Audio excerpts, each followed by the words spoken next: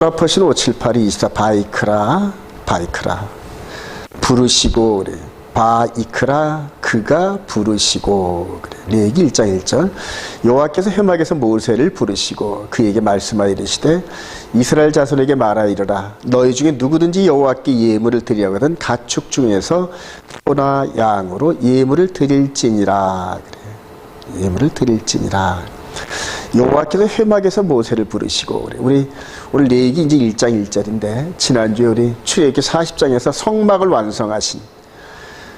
성막을 완성한 모세가 이제 그 백성들을 축복하시고 여기에 하나님의 거룩한 영이 이렇게 임재하시는 그런 부분을 마지막 봤습니다. 근데 이제 이 회막, 신의 산에서 회막으로 옮기신 하나님께서 이 회막에서 모세를 부르시고 이제 시작돼요.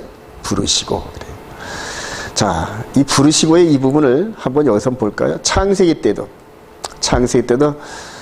범죄한 직후에 아담과 하와가 범죄한 직후에 하나님께서 부르시는 장면이 나와요. 창세기 3장 8절 그들이 그날 바람이 불 때 동산에 거니시는 여호와 하나님의 소리를 듣고 아담과 그의 아내가 여호와 하나님의 낯을 피하여 숨은지라.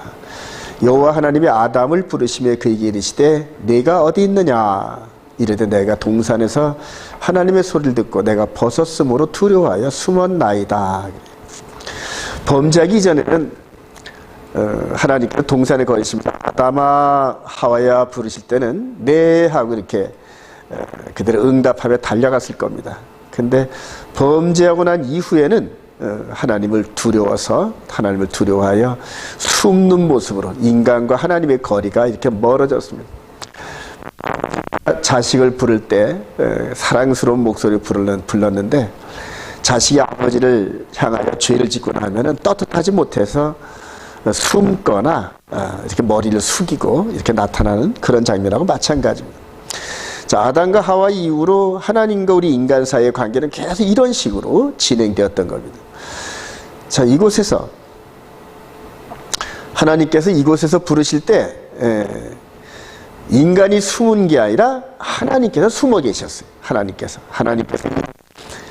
성막 안에 겹겹이 쌓이는 성막 안에 그것도 지성소 안에 그것도 법계 위에 아주 구중구울과 같은 감추어진 그곳에서 모세야 하고 부르셨습니다.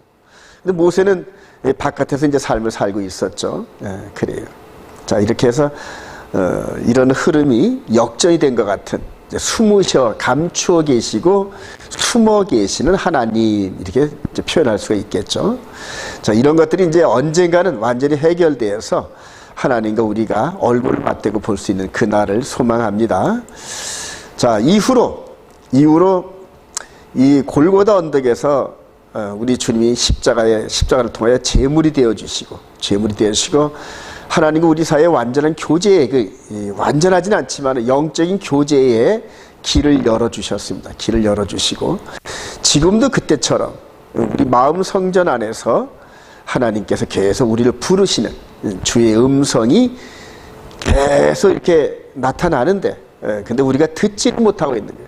하나님은 늘 우리와 교제하시기 위해서 부르시는데 듣지를 못하는 우리들 그래요. 그러나 성령에 충만하고 영적인 촉이 하나님과 교제를 계속한 사람들에게는 하나님의 부르시는 음성이 들릴 것으로 확신합니다.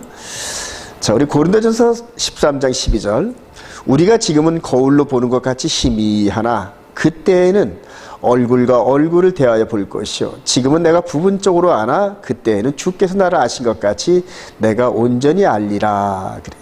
이게 바로 저와 여러분들이 그리스도 안에 있는 소망입니다. 바울 사도도 이 소망이 있었어요.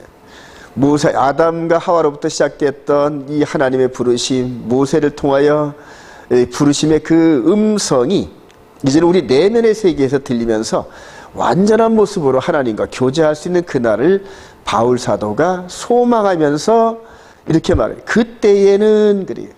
이때죠. 우리 주님과 함께 완전히 변화된 모습으로 더 이상 죄도 없고 그늘도 없고 울음 눈물도 없고 고난도 없는 완전한 평화가 이루는 그 가운데서 주님과 우리가 서로 만나는 그때에는 얼굴과 얼굴을 대하여 볼 것이요. 그래요. 자, 아담과 하와가 범죄하기 이전에 하나님 대화했던 것처럼 이제는 예수의 그리스도 안에서 완전한 평화, 하나님과 우리가 완전한 그런 평화의 관계를 누리면서 회복될 그날을 소망하는데 그것이 저와 여러분들 세대까지 이어졌고 그리고 이제 주님의 재림을 통하여 완전히 성취될 줄로 확신합니다. 자, 계시록 22장 1절에는 한번 미리 볼까요? 또 그가 수정같이 맑은 생명수의 강을 내게 보이니 하나님과 및 어린 양의 보호자로부터 나와서 길 가운데로 흐르더라. 다시 저주가 없으며 하나님과 그 어린 양의 보호자가 그 가운데 있으리니 그의 종들이 그를 섬기며 그의 얼굴을 볼 터에 그의 이름도 그들의 이마에 있으리라. 그러면서 완전한 평화, 완전한 세계를 향하여 달려가는 현재 과도기적인 우리들, 그리스도 예수 안에서 이 완전한 이 시간대를 향하여 달려가는 저와 여러분들도 확신합니다. 그래서 오늘 바이크라 토라 포션 24번째 이 부르시고는 아담과 하와의 범죄한 이후로부터 시작을 해가지고 현재 우리까지 완전한 교제가 이루어지지 않은 상태에서 완전한 교제를 향하여 달려가는 그런 과정들을 살펴보는 그런 시간을 갖도록 하겠습니다. 자, 그런데 하나님께서 이렇게 우리를 부르시면은 그냥 맨몸으로 못 가는 거예요. 맨몸으로 못 가. 왜냐하면 하나님은 거룩하시고 우리는 죄인이기 때문에 하나님과 만날 수 있는 그 통로, 그 중간에 반드시 속죄 제물이 필요합니다. 피제사가 필요합니다. 그리고 그 피제사를 통하여 죄사함을 받은 연후에나 부르심을 받은 그 사람이 하나님과 만날 수 있는 길들이 열리는 거예요. 바로 이 성소에서의 이 구조가 바로 이제 그런 것들을 나타내요. 여기서 하나님이 부르시는데 다른 데로는 들어갈 방법이 없이 양의 문을 통하여 들어가는데 양의 문에 양을 끌고 들어가는 번제단에서 그 죽은 양을 완전히 태워서 죄의 흔적도 없는 그런 모습으로 완전히 사라지게 한 다음에 그 흘린 피를 가지고 성소 안으로 들어가야만 하나님을 만날 수 있는 거예요. 이런 것들이 이제는 그리스도의 보혈의 피로 완전한 제사로 말미암아 더 이상 죄를 위하여 피제사를 드릴 필요가 없는 완전한 제사 시스템이 우리들에게 이루어졌는 거예요. 근데 우리 주님이 오시기 이전에 이 십자가를 모형하는, 드러내는 이런 제사들이 구약의 육신의 예법의 제사라 이렇게 볼 수가 있는데 이제 오늘은 그걸 한번 이렇게 지켜보면서 이 제사의 모형과 그림자 역할을 했던 이런 제사법을 한번 바라보도록 합니다. 자, 레위기 1장 3절 그 예물이 그 소의 번제물 흠없는 수컷으로 회막문에서 여호와 앞에 기쁘게 받으시도록 드릴지니라. 그는 번제물의 머리에 안수할지니 그를 위하여 기쁘게 받으심이 되어 그를 위하여 속죄가 될 것이라. 그래요. 머리에 안수를 하래요. 이 속죄 제물의 송아지 이후에다가 안수를 하래요. 그러면 죄 지은 사람이 하나님께 예물을 드리는 그 사람이 지은 죄를 이렇게 안수를 통하여 이 안수를 받은 소나 양에게 죄가 전가되는 이제 이런 법을 이 성막에서 하나님께서 이제 백성들에게 가르치시는 겁니다. 그는 여호와 앞에서 그 숫송아지를 잡을 것이요. 그래요. 그가 예물을 드리는 사람이 송아지를 잡는데, 이 송아지 잡는 게 보통 사건이 아닙니다. 이게 뿅아리 한 마리, 닭 한 마리 죽이는 것도 쉽지 않은데 더군다나 아무런 죄 없는 그런 그 송아지를 이렇게 자기가 잡는다는 게 보통 어려운 게 아닌데, 자, 그 어려운 과정들을 이렇게 지나면서 아론의 자손 제사장들은 그 피를 가져다가 회막문 앞 제단 사방에 뿌릴 것이며 그래요. 이 피, 이 송아지가 흘린 피를 사방에 뿌리고, 그는 또 예물을 드리는 그는 또 그 번제물에 가죽을 벗기고 각을 뜰 것이요. 예, 잡은 이 번제물에 각을 뜨고 가죽을 벗기고 각을 뜬대요. 그러니까 완전히 어디입니까? 이 성막은 완전히 요즘 현대판으로 말한다면 도살장입니다. 소나 돼지나 양이 죽는, 양을 전문적으로 잡는 도살장 같은 그런 모습이에요. 일반 사람들이 이 각을 뜨고 가죽을 벗기는 게 얼마나 힘들은지 모릅니다. 예. 자, 이렇게 가죽을 뜨고 벗기는 그런 과정에서 자신의 죄 때문에 죽어서 각이 띄어지고 껍질이 벗겨지고 하면서 각을 뜬 그 고기가, 그 살이 번제단에 활활 타오르는 그러한 그 불길 위에서 흔적도 없이 죄가 돼 사라지는 그런 모습을 바라보면서 이 죄 지은 사람이 얼마나 마음에 이 동요와 심적 변화가 있을 것인지 우리가 짐작을 해볼 수 있다, 이런 얘기입니다. 그 전부를 제단 위에서 불살라 번제를 드릴지니, 그래요. 그래서 여기서 태웠어요. 이렇게 대신 죄값을 받은 송아지가, 소나 양이 각을 띄어져 가지고 하나 한 덩어리 올릴 때마다 제사장들이 처음 이 번제되면서 태우는 이런 장면들, 그러니까 죄가 완전히 소멸되는 과정을 하나님께서는 이스라엘 백성들에게 주어진 성소 제도를 통하여서 알려주신 거고, 이게 우리 주 예수 그리스도 안에서 이루어지는 영적 그러한 사역을 계속 드러내는 겁니다. 요 대상이 바뀐 게 예수 그리스도.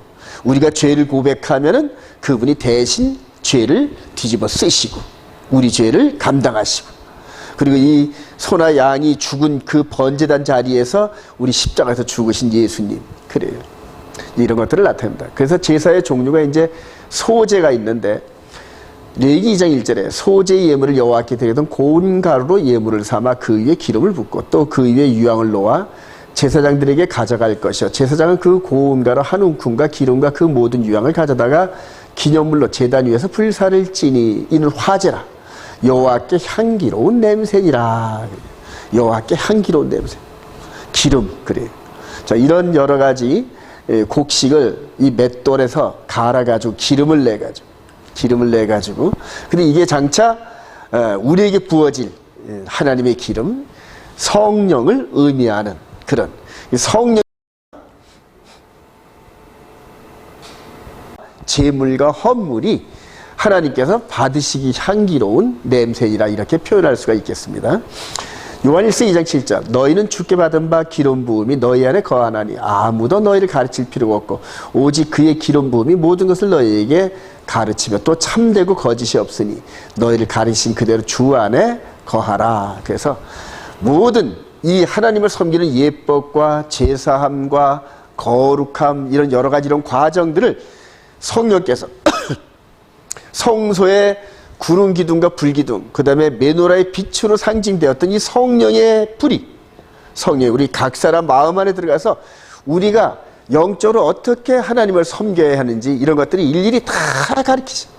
이 구약 성경도 전부 다 성령에 감동된 사람들이 성령의 감동하에 자기 뜻이 아닌 성령의 뜻대로 기록한 것이 성경인데, 그 기록된 성경을 우리가 읽으면서 기도하면서 묵상하고 순종할 때 이 하나님의 성령이 우리를 올바른 길로 인도하는, 즉 구약 백성들보다 더 정확하게 더 거룩한 곳으로 우리를 인도하시는, 그래서 그의 기름 부음이 모든 것을 너에게 가르치시며, 그래요. 그래서 오직 성령의 인도함을 따른 저와 여러분 되시길 소망합니다. 자, 속죄제, 핫타하 그래요.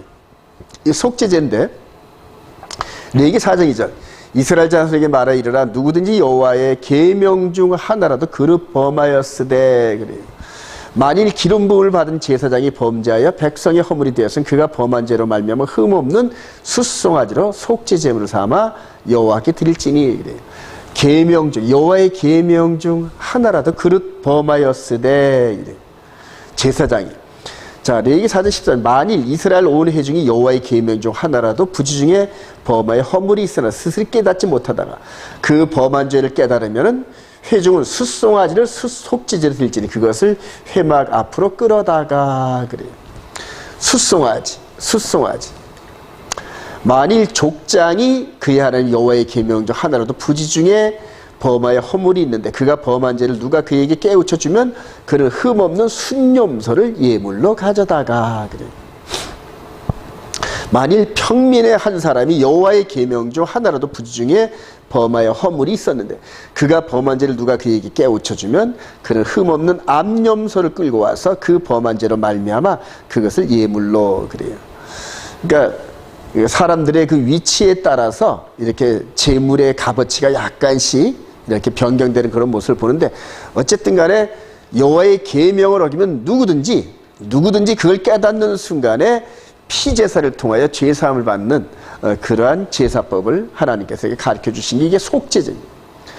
속죄제. 우리 예수 그리스도가 속죄제물이 되었습니다. 속죄제물이 되었습니다.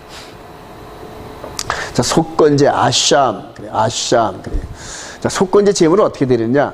레위기 5장 15절. 누구든지 여호와의 성물에 대하여 부지 중에 범죄하였으면 여호와께 속건제를 드리되. 그래. 여호와의 성물에 대해서 죄를 지으면 속건제를 드립니다. 누구든지 여호와께 신실하지 못하여 범죄 곧 이웃이 맡긴 물건이나 전당물을 속이거나 사실을 부인하거나 사람이 이 모든 일 중에 하나를 행하여 범죄하면 이를 죄를 범하였고 죄가 있는 자니 그래요. 그래서 이런 자들이 물건에 대해서 남의 것을 편취하거나 그 다음에 손해를 끼쳤을 때 하나님 것에 손을 댔을 때 남의 것에 손을 댔을 때는 속건제 제사를 통하여서 그 제사함을 이렇게 받는 이런 과정들입니다. 자, 그런데 이렇게 5대 제사를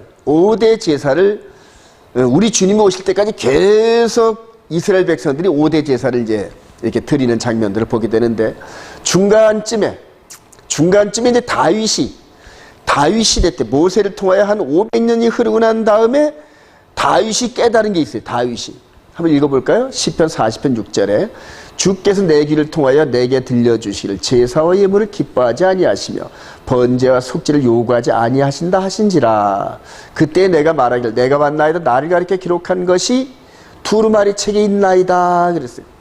아직 성전이 서기 전이지만은 그러나 다윗이 이런 이전에 있었던 모든 5대 제사를 드리는 그런 과정에서 성령께서 이 다윗을 깨닫게 하셨어요.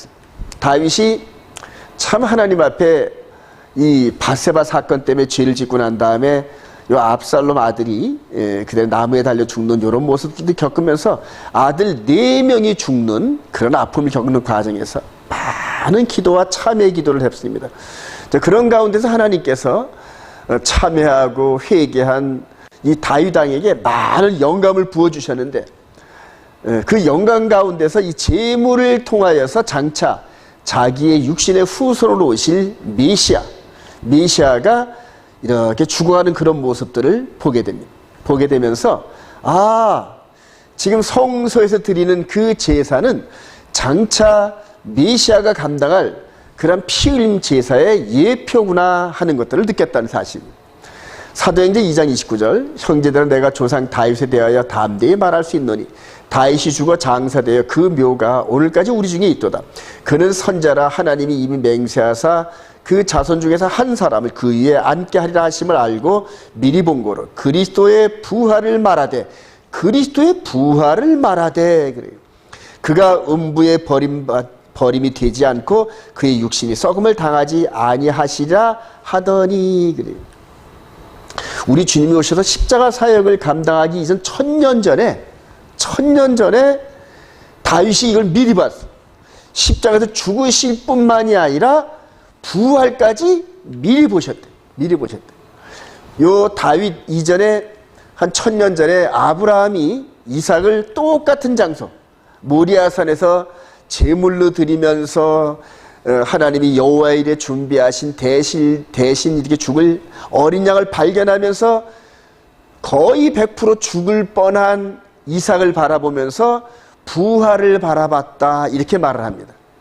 그런데 이 다윗도 그 후로 1000년 후에 있는 이 다윗도 이 번제와 속죄 제사를 통하여서 하나님이 다윗의 눈을 열어가지고 이 메시아의 십자가의 죽으심과 부활을 미리 봤다는 이런 놀라운 사실들. 그래요.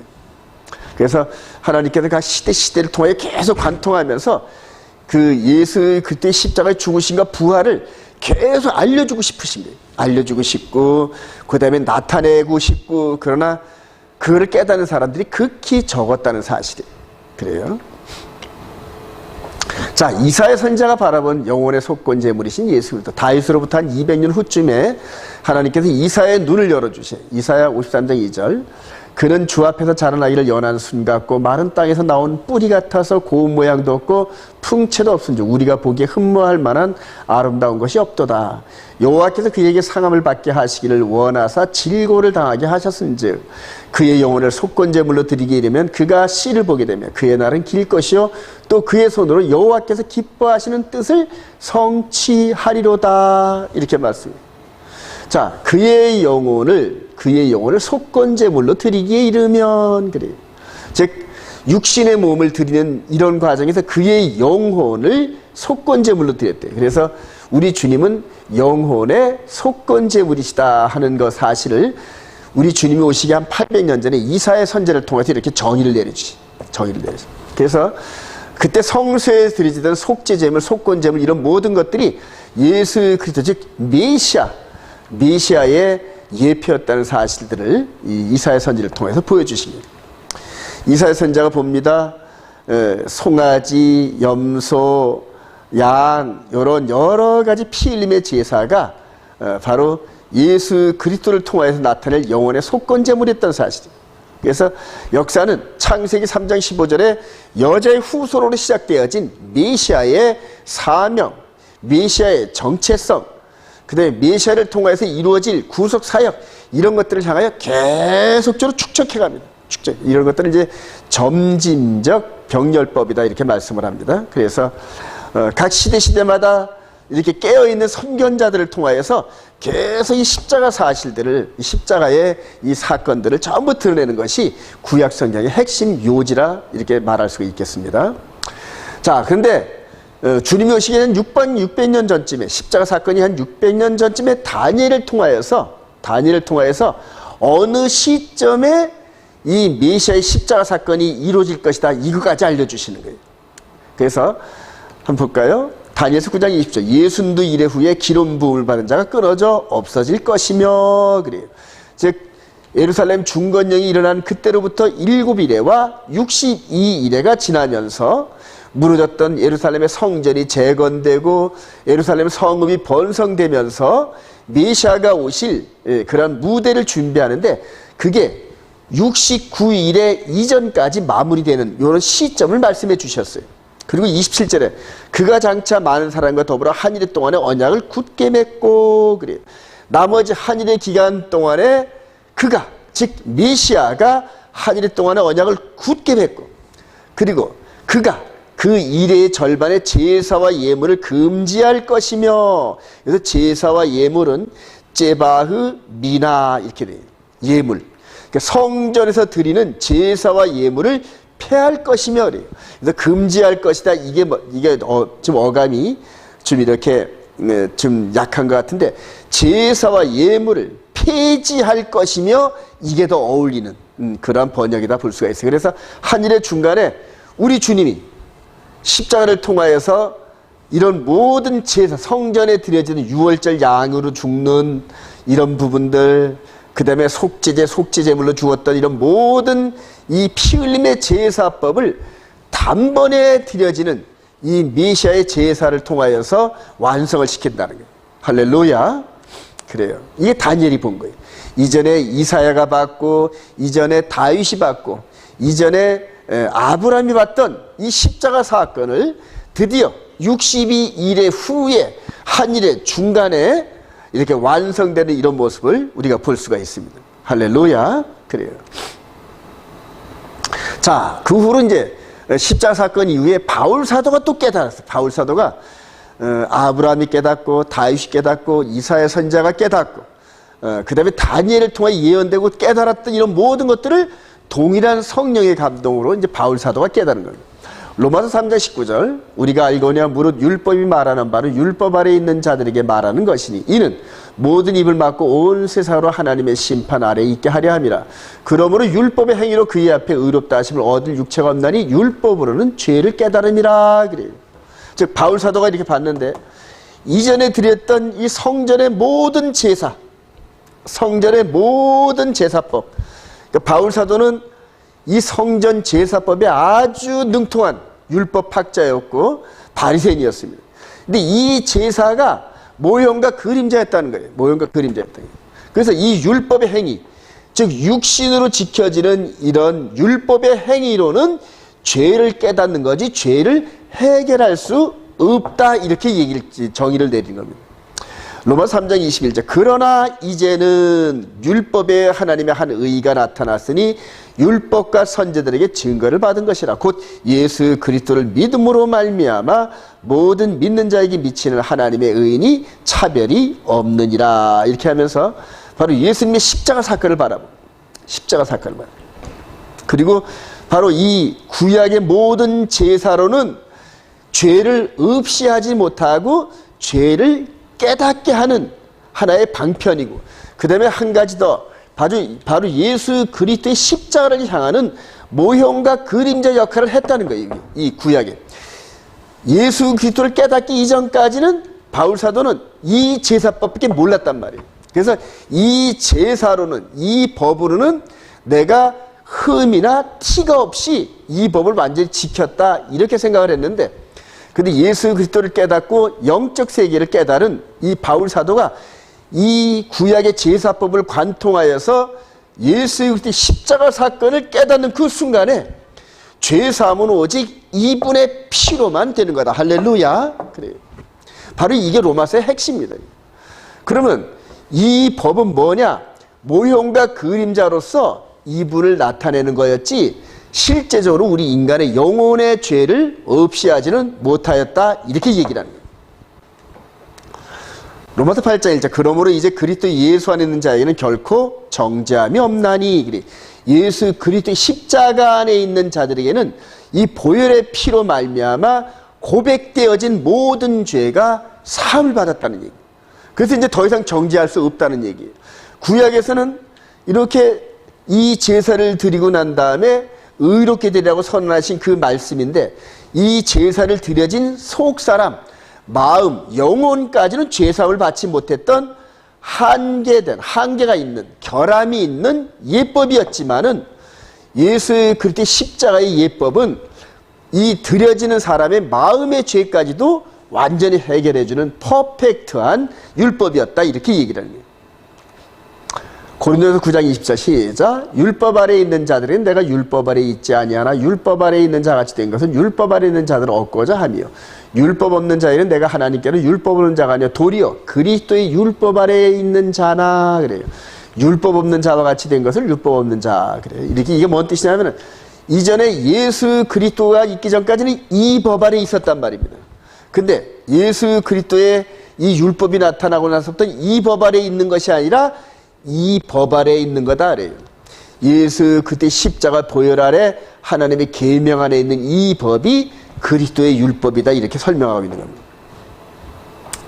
자, 첫째 것을 폐하시고 둘째 것을 세우셨는데 히브리서 10장 1절 율법은 장차 올 좋은 일의 그림자일 뿐이요. 그래.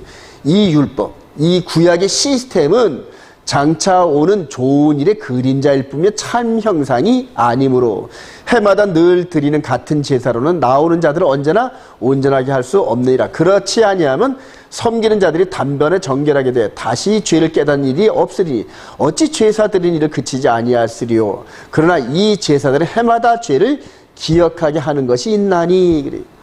이 제사법은 매년 죄를 생각나게 하고 같은 제사를 계속 드리게 하는, 언제까지? 약속의 아들이 오실 때까지.